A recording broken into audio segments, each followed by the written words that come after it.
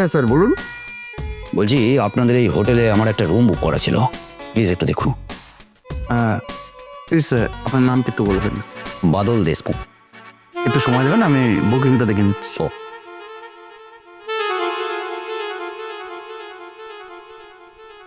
Sir, আপনার তো সকালে চেক ইন করার কথা ছিল, কিন্তু এত লেট হলো। আসলে সকালে একটা কাজ পড়ে গিয়েছিল, তাই আসতে একটু দেরি হয়ে গেল আর কি।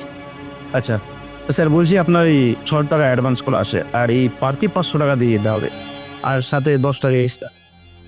এক্সট্রা 10 টাকা? ওটা কিসের জন্য? স্যার ওটা পৌরসভার ট্যাক্স।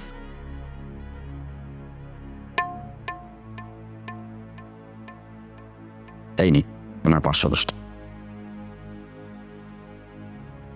প্রিয়া, একবার এদিকে এসো তো।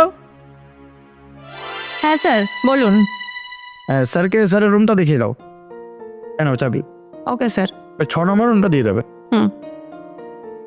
আসুন স্যার।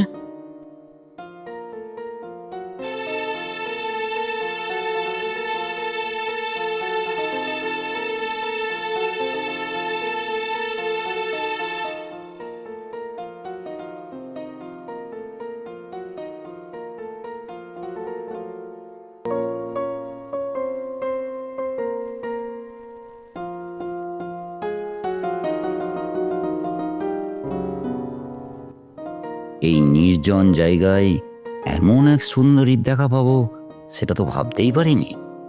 একে কি একবার আমার বুকে পাবো? স্যার আপনার রুম। ও হ্যাঁ,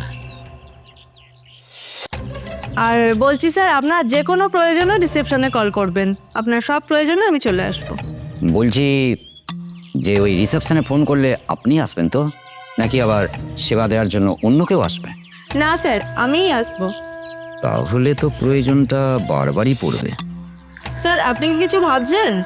হ্যাঁ, না না, কিছু ভাবছি না। ঠিক আছে, আমি তাহলে আসছি। এসো।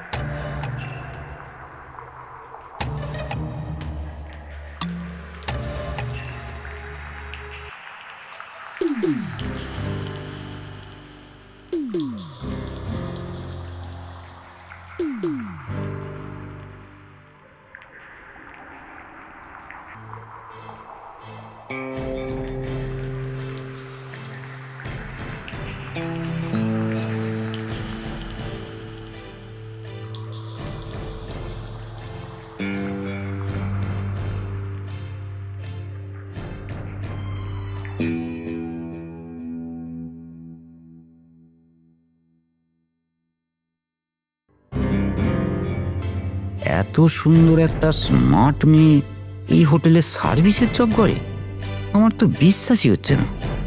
আচ্ছা, মেয়েটা জব করার পাশাপাশি অন্য কিছু করে না তো? একবার ট্রাই মেরে দেখতে হবে। কি হলো, কতক্ষণ হয়ে গেল, এক বোতল জল দিয়ে যেতে বললাম, এখনো তো দিয়ে গেল না। না, একবার রিসেপশনে ফোন করে দেখি তো।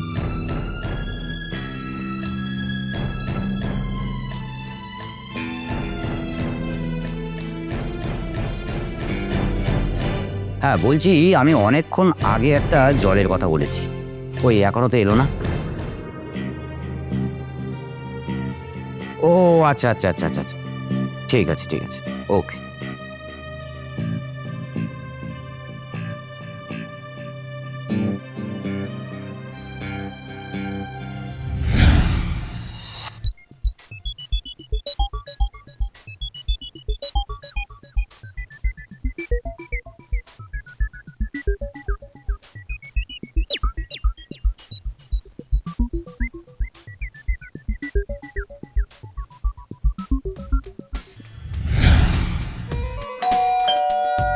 ইয়েস। স্যার আসবো? হ্যাঁ এসো।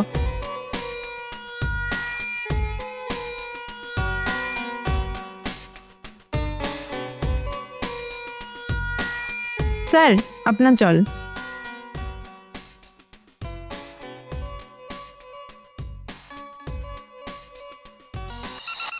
স্যার, আপনার যে কোনো প্রয়োজনে আপনি রিসেপশনে কল করবেন, আমি আপনার সমস্ত প্রয়োজন মিটিয়ে দেব। তা আপনি কি আমার বইয়ের চাহিদাও মেটাতে পারবেন? না মানে বলছি, আপনাদের এখানে কি সে ব্যবস্থাটাও আছে? না স্যার, আমাদের এখানে ওরকম কোনো ব্যবস্থা নেই। ওকে, আপনি এক কাজ করুন, ওই আমার জন্য একটু ড্রিঙ্কসের ব্যবস্থা করুন। Okay sir.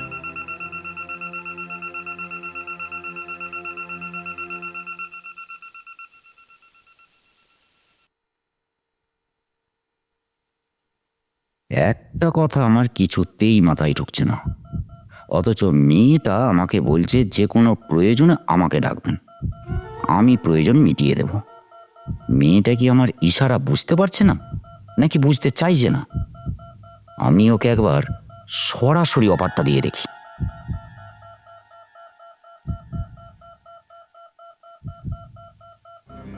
স্যার, আসছি। এসো এসো।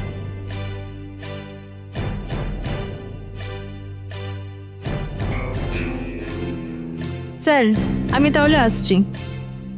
কোথায় যাচ্ছে? আমার পাশে বসে একটু ড্রিঙ্কসটা বানিয়ে দিন না। না স্যার, আমি এটা পারবো না। পারবেন না মানে? কত টাকা চাই আপনার? আর কত টাকা পান এইখান থেকে স্যালারি মাসে? আমি তার থেকে আপনাকে ডবল টাকা দেই। স্যার, আপনি আমাকে শুধু শুধু ভুল বুঝছেন। আসলে এটা আমাদের হোটেলের নিয়মের বিরুদ্ধে, তাই আমি আপনাকে না করলাম। সরি, কিছু মনে করবেন না। আমি আপনার কথাটা রাখছি, জাস্ট 5 মিনিটের জন্য। ওকে।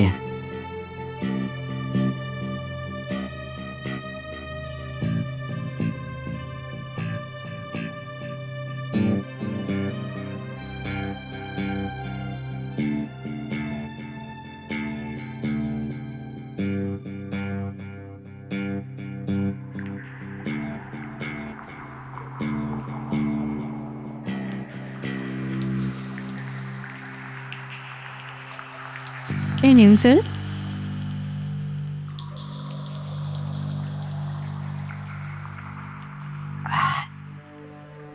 বলছি, আপনাকে একটা কথা জিজ্ঞাসা করবো? হ্যাঁ, বলুন। মানে আপনার কি চাহিদা আছে বলুন তো? মানে আপনার যা চাহিদা আমি সব পূরণ করে দেব, আর তার বদলে আপনি, মানে আমি কি বলতে চাইছি সেটা আপনি বুঝতে পারছেন তো? হ্যাঁ স্যার, আমি আপনার সব কথা বুঝতে পারছি। আসলে কি বলুন তো স্যার, আপনি যে ধরনের মেয়ে ভাবছেন আমি ওই ধরনের মেয়ে নই। আসছি স্যার।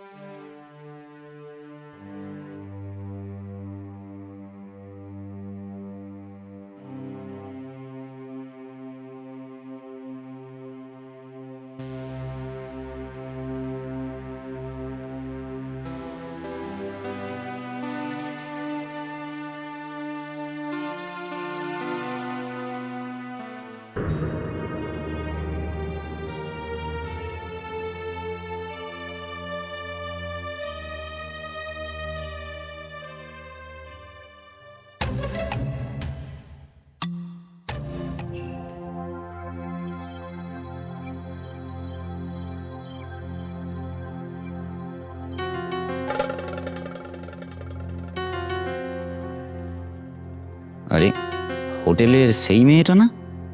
কালকে মেয়েটাকে কত করে বললাম, সেটা কিছুতেই রাজি হলো না।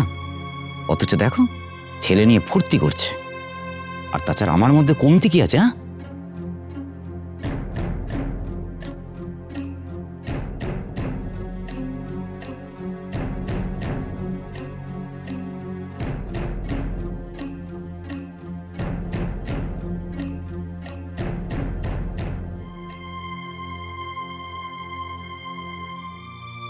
কাল তো দিব্যি সতীগিরি দেখাচ্ছিল, হ্যাঁ? আর আজ একেবারে কাস্টমার নিয়ে ঘুরে বেড়াচ্ছ। কি সব বলছেন আপনি? আমি কিছুই বুঝতে পারছি না। তাই বুঝতে পারছো না? আমি নিজের চোখে দেখেছি যে তুমি অন্য ছেলেকে নিয়ে ঘুরছো। আরে বাবা, তুমি তো আমাকে বলতে পারতে, আমি অনেক বেশি টাকা দিতাম। বাস, আমি আর সহ্য করতে পারছি না। আপনি জানেন আমি কে? হ্যাঁ, কে তুমি? কে কে তুমি? আপনি দিলীপ দেশমুখের ছোট ছেলে সায়ন দেশমুখকে চেনেন? সায়ন দেশমুখ? হ্যাঁ, সে তো আমার ছোট ভাই। কিন্তু তুমি কি করে চিনলে? যে ছেলেটাকে একটু আগে আমার সঙ্গে দেখেছেন না, তাকে যদি একটু ভালো করে দেখতেন তাহলে বুঝতে পারতেন সে আর কেউ নয়, আপনারই ছোট ভাই। আর সেটা আমার বয়ফ্রেন্ড। প্লিজ প্লিজ তুমি আমাকে ক্ষমা করে দাও। কি ভেবেছেন আপনি? একটা মেয়ে হোটেল স্টাফের কাজ করে বলে সেই মেয়েটি খারাপ? আর আমি আপনাকে কাল রাতে দেখেই চিনতে পেরে গেছিলাম। কালকে রাতে আমি আপনাকে কিছু বলতে পারিনি কারণ আমি কাজের দায়িত্বে বাঁধা ছিলাম। আপনার ভাই আপনাকে কতটা ভালোভাবে, কতটা শ্রদ্ধা করে, আর এখনো বুঝতে পারছেন এই ঘটনাটাও জানতে পারলে কি হবে? আমি আমার ভুলটা বুঝতে পেরেছি। কারো সম্বন্ধে সঠিক না জেনে মন্তব্য করা ঠিক নয়। তুমি তো আমার বোনের মতো, তাই দাদা হিসাবে এবারের মতো আমাকে ক্ষমা করে দাও। ঠিক আছে, আজকের মতন আপনাকে আমি ক্ষমা করে দিচ্ছি, কিন্তু ভবিষ্যতে এরকম আর কোনোদিন করবেন না। চলুন।